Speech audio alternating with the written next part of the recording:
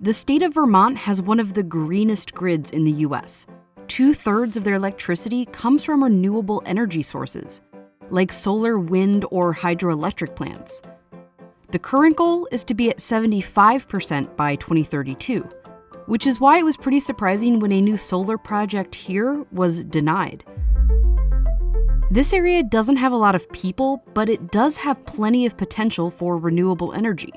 The power plants here, in addition to a regular power supply from Canada, already put about 450 megawatts of electricity onto the grid. And by grid, I mean these power lines.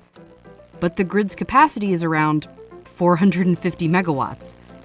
So the grid just wouldn't be able to handle any more power generated here. If we want a greener future in the US, we'll need to build more renewable energy plants.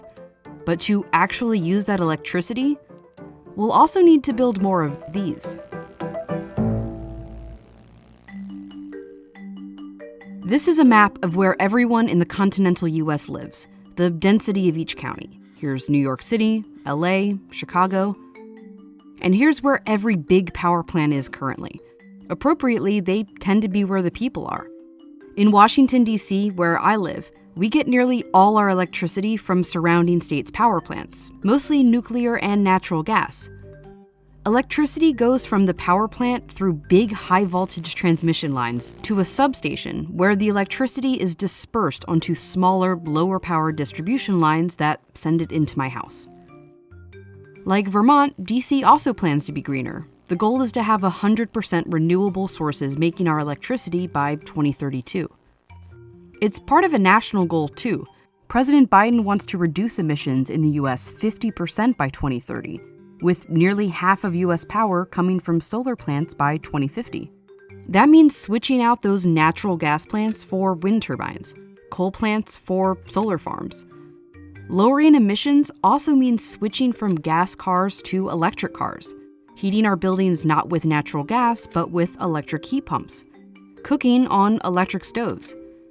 Basically, we're going to be using a lot more electricity, anywhere from 40 to 100% more than we currently use. So back to the map. If we're going to replace all these polluting energy plants, we can't just build a wind turbine in their place. They need to be where it's, windy. This is a model created by Princeton, mapping out possible places in the continental US where wind and solar projects could, in theory, be built. Aside from some offshore wind farms, it's mostly in the middle of the US. Another study found that these states have most of the wind and solar potential, yet the people living there would only make up 30% of the electricity demand. In a decarbonized future, we're going to need to get electricity from here to here. And we're going to move a lot of it. That's where high voltage transmission lines come in. I think the infrastructure is the most important thing. It doesn't get a lot of attention, but it really is the key. This is where the US currently has high voltage transmission lines. The Princeton model shows us this is where new lines will need to be built if the US uses all renewable energy by 2050. But it's not a simple process. Every wire in your house has plastic over it because if two electrical lines get too close. But high voltage power lines are the bare, active wire, no plastic. They're insulated by the air. Basically, if they're kept far enough apart from each other, it's safe. But they also have to be kept far away from everything, trees included. This is actually how some of the California wildfires were started. Trees coming in contact with the super big high voltage transmission lines. And those are what we'll need more of as we lengthen the distance from energy source to energy need. We'll also need to make many current ones even bigger. Because bigger means more power. Physically, the cables are thicker. The bigger the cable, the more power can run through them. And because they're bigger, they have to be really far apart for insulation, and built higher up.